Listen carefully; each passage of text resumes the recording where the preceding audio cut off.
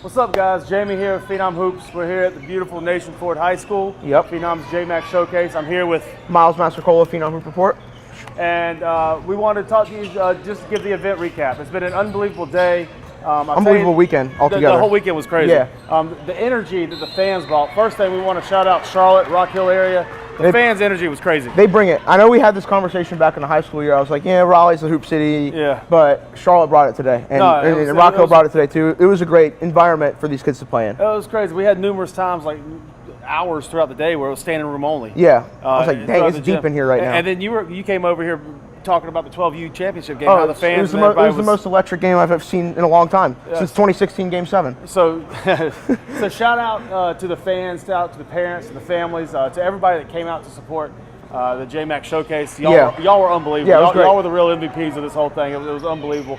Thank you for the atmosphere.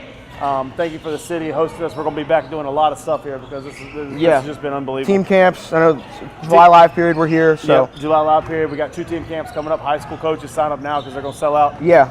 But let's get on to some of the players. That's what everybody wants to hear about. Everyone wants to talk to the players. I didn't get a chance to do a recap video yesterday. There are a couple guys I want to highlight. I was over at York Comprehensive High School. Great facility. Another lot of people over there. South Carolina high schools, man. Big up to you guys. For real. North Carolina, you got to set the game up. Y'all's athletic facilities are crazy. For real. The new schools in North Carolina are doing a good job, but for the most part, it's They South Carolina. still don't touch South Carolina for the most part, no. So I think the 2 kids, or the 3 kids, really want on this one team that I want to talk about. Well, Dalen Pritchard, a guy we're familiar with. He took a little bit of time off basketball. Now he's back and he's picked up right where he's left off.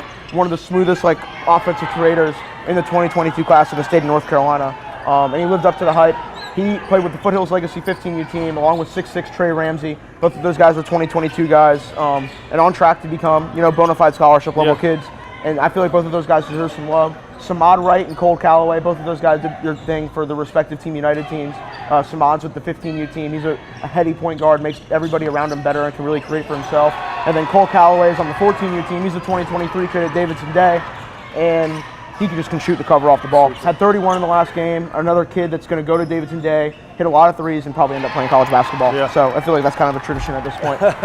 But yeah, so those were a few guys from yesterday that I wanted to show some love to. Yeah, so I guess moving on to Championship Sunday as well. Miles, I guess you had some of the championship games, couple championship games, and a lot of games leading up today on your court today. Who were some of the standouts you had earlier? So in the second game of the day, I got to see, well, first off, Team Winston 2021. Yes. Anthony Sellers is someone that you have to buy stock in. He was great all day. He was great in the second game, too. Yeah, and then the point guard, Kamian Shell. I mean, like tough and gritty. Yeah, him and Sellers kind of are on a different wavelength than every time they go up against anybody else. From a standpoint, they're just totally in tune with one another. Yeah. They make each other better. They're the reason why Team Winston's winning a lot of games, and the players around them all buy in, and it's just a really good team. It's a fun group to watch. That's a team that college coaches should be laying the foundation on and familiarizing themselves with now. And they're incredibly well coached, too. Yes, absolutely. Whit Holcomb does a great job with that program. He does. They play tough. They play for each other. They play the game the right way. Yeah, it's unbelievable. Yeah. Team scrappy.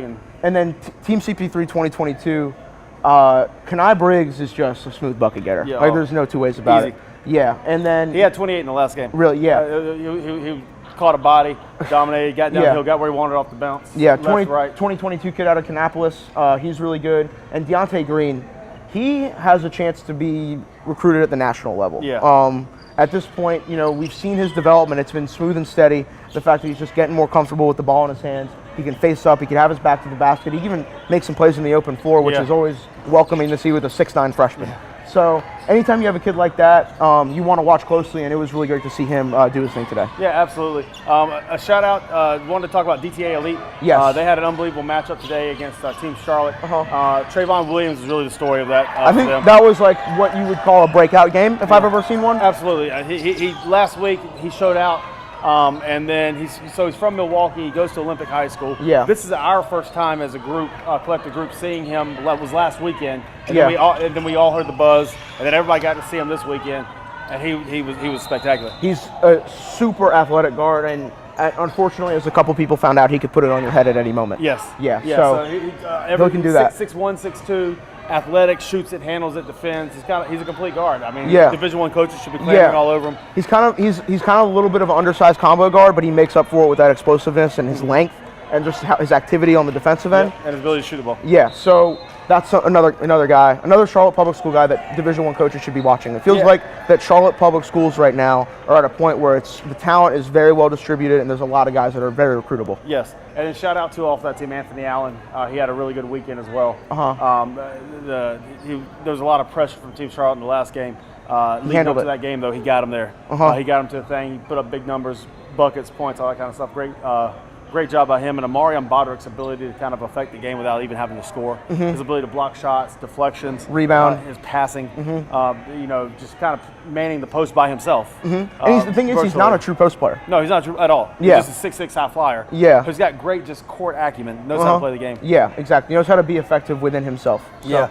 And then switching over, I guess, in that same game, we'll talk about Ford Cooper, what he did this weekend. Man, like, Ford Cooper is the kind of kid that could come into college. He can run your team. He could be your best catch and shoot option, and he'll lock down the best lead guard on the other team. Yeah. Like, he is someone that you can see why he's getting some of the national attention that he did during the live period. You can see why the offers are kind of pouring in and why his stock is just soaring. He's got ridiculous legitimate. length. Yeah. He doesn't turn the ball over. Nope. And he makes big shots. He can shoot the cover off the ball. Those three things are kind of what makes the engine turn for a team like a Team Charlotte. Yeah. And the success that they've had. And I know he got hurt. He got a cut above his eye. I think he's going to be fine. Tristan Maxwell, the evolution of him as a prospect, coming from really, he's a great offensive player. He can shoot it. Now he's a dog. He's a bucket getter. He's a dog. I tell you, he locks up defensively too. When he locks in on defense, he's tough. Yeah, like he's tough. Yeah, he's got the ability when he really turns it on to punk somebody. Yeah, to get in their face, let them know, and just really overwhelm somebody. And Gonzaga offered. I mean, last time I checked, Gonzaga offers good players. Yeah, so Gonzaga brings in the good ones. They usually do. I want to Thomas Haley, the defenders Davis, 6'6". He was homeschooled last year. I think he's going to Covenant Day this year. He is going to Covenant Day. 2020, 6'6". He's somebody to watch out for. Not many people know about him, obviously, because of the homeschool thing. Hopefully the Covenant Day will help him out to move over there. Yeah, get him into weight training programs and playing against tougher competition and all that kind of stuff. But he's somebody D1 should absolutely know about. He's an exciting player, 15 feet and in. He's tough to guard. He's athletic. Gets above the rim, he defends, rebounds. He's just an overall really good player that should have, 10, 15 D1 offers. Another kid I want to give a shout out on the Team Charlotte 16U team, Bryce Alfino. Oh, love him. I mean, he got invited to the UA workout, like their big camp for all their top guys in the Under Armour Association, and it's pretty clear why that he is beginning to track as a mid-plus recruit in that 2021 class, and he's legitimate, very, very legitimate. And they had a great showdown today with Team United 16s, Team United 16s, Team Charlotte 16s. Unbelievable matchup. Yeah. RJ Felton on Team United 16s. He's an unbelievable competitor. On every floor that he walks on, he's the best competitor on the floor. Yeah. He's athletic, he's strong, he got an unbelievable motor. Elite defender, and just makes plays. Makes plays all over the floor for everybody. He's one of those kids that like coaches call you and they're like, "Hey, what does he really do well?" It's like, just go watch him play. Yeah. Like just go watch him play and you'll understand tough. everything I've been saying about him. Yeah. Toughness. So he's really good. And then other guys like Destin Clark, Josiah Dowd, like I have guys that contribute. It's a well-rounded team and they got to win today. So it was good to see. Yeah. So they did some good things. Who are some other people kind of off the beaten path? Jordan Williams, want to shout out him. The Greensboro Warriors. Yeah. His game is unorthodox. Yeah. I guess he's the one that I have no idea how to describe it. I just know that he is ridiculously productive. Yeah. He gets all the offensive rebounds. Makes big shots. He makes unbelievable shots. He had a game-tying shot. I think he's had 5 this AAU season. Just 5. in our events, too. Yes. Either game winners or game-tying at the buzzer. He's just somebody who just gets it done. And whatever D2 takes a chance on him and gives him a full scholarship offer is going to love having him on campus because he's going to win games. And he's going to make everybody around him better, not only because of what he does on the court, but what he'll do in practice and the kind of work ethic that everyone says he has. So he's someone that's a little bit off the beaten path. With Team Charlotte Heron, their 17U group, you have guys like Glenn Bynum and Joel Balcom that may not get as much love as they deserve, but every time out they're effective. Balcom can shoot the ball, he has a smooth in-between game, and Bynum is one of the kids that every time he's on the court, he's going to bring something positive to the table. Wins every 50-50 ball. Every 50-50 ball. Yeah. Yeah. No, he's a great piece. Both of them are really. I mean, Balcom, it's crazy. He came to the top 80. He looked a little timid and all that kind of stuff. And the growth that he's even had from the top 80 until now is exponential. Like, he walks on the floor belonging. Like, and he's not, that's their, B team. Neither of those guys are B team type of players. No, exactly. Which is why they're both also 21s playing up on 17s. Yeah, exactly. So those are a couple guys that really stood out to me. And then with the Team Charlotte 15U team, the two guards that, I mean, people know about Trey Green now, but Kennard Davis showed me a lot of stuff today. As we saw him at team camp a lot. Yeah, we saw him at team camp a lot when Coxville started their football guys out, and he had to step in and kind of play a role that he wasn't used to. Just a freshman on like a nationally ranked powerhouse team like Coxville, playing with guys like Wendell Moore. And he held his own, and to see him do that again and again, and to see his progression as a point guard and as a leader, it's always really good to see that. Yeah, it's great. And they played a Carolina Riptide team. Need to talk about Callahan Reed for a minute. Yeah. Need to talk about the kind of defensive ability of Smoke Hodges. He's such a pest, man. Yeah. Call pest control. Call pest control, yeah. Get the pesticides out. Smoke does an unbelievable job on defensive end, getting people in plays, making the right play, and then Callahan just kind of buries it. Yeah. I mean, Callahan's a killer. I mean, for lack of a better term. He got all conference in high school this year. He averaged like 13.7 assists, like another productive point guard that can do a little bit of everything. If you need him to play off the ball, he's a lethal catch and shoot threat. If you need him to run your team, he makes great reads with the ball. So that's another guy, he's going to end up being a college basketball player. So it's awesome. Again, we want to thank Rock Hill, York County. We want to thank the Charlotte area.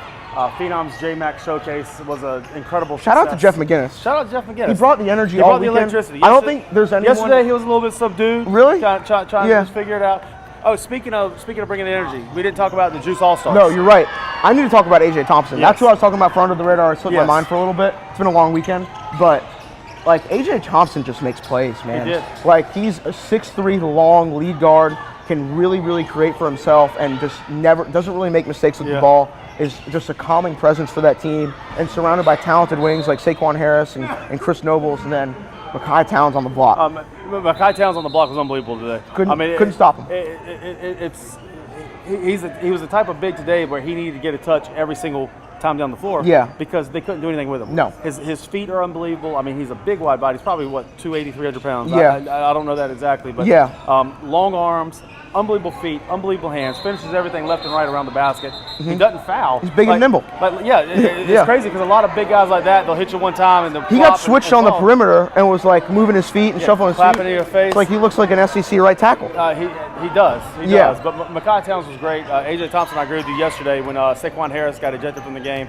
AJ took over the game for them. Kept him in the game. Lawrence Frost's leadership. He got hurt. But it's not. I think he's stress fracture, so he'll be all right. Yeah, so he'll be back pretty soon. But that's a quality squad. But yes, as we were saying before, shout out to Jeff McGinnis. Shout out to what he does for his city, what he does for his program, the love that he has for these kids, and the passion that he shows. And it's not just the Team Charlotte kids. Like you see a kid walk up in here, if you want to go talk to Jeff McGinnis, like Jeff McGinnis is incredibly.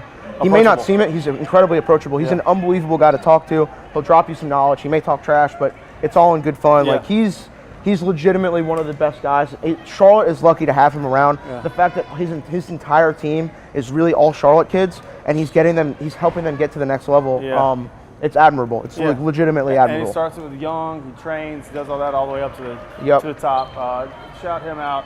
Thank you very much again. Charlotte, Rock Hill, York County area. Yeah. The city took care of us with the hotels and the hospitality. The schools took care of us here with like Nation Ford in New York. Comenius. Yeah. And then the fans, as we said earlier, were unbelievable this entire weekend. So thank you guys very much. We're going to be back. But make sure right now, go online, sign up. Next Saturday is, what's the date? I think the 8th and the 9th. We have two camps. Saturday is the 8th. We have a middle school showcase camp. Next Saturday, the 9th, we have a high school showcase Phenom Carolina showcase. As well as unsigned seniors. So unsigned seniors, if you're still out there, I know there's prep schools, I know there's JUCOs, I know there's D2s and D3s. NAIA. We get hit every day by them. I know that we had an unsigned senior camp that was supposed to happen a couple weeks ago. Well, we had to cancel because there wasn't a lot of sign-ups, but we had about 30 coaches that hit us up that week after we come. So the coaches will be there. Unsigned seniors, you come too. Also with that, make sure you sign up and register because it's filling up quickly. Yeah, absolutely. And you're going to want to be there. Yeah, and we've had plenty of kids tell us that they're coming next week. So be sure to sign up for that. Be sure to look at the team camps. We were very flexible with the options on that. If you can only come for a day, you want to do that, all good. Come for all 3 days, all good. High school coaches, you're going to want to do that. I know North Carolina only invited like 30. to the private schools and like 30 to the public school thing. Make sure you come with us. I mean, you're going to have exposure like you've never seen, like nowhere else. You're going to have competition with defending state champions coming in from West Virginia, from North Carolina. We have teams from Virginia, South Carolina. The competition is going to be unparalleled. You're going to be seeing teams that you don't normally see. And then the exposure is going to be off the charts too, with all the live streaming we're going to have.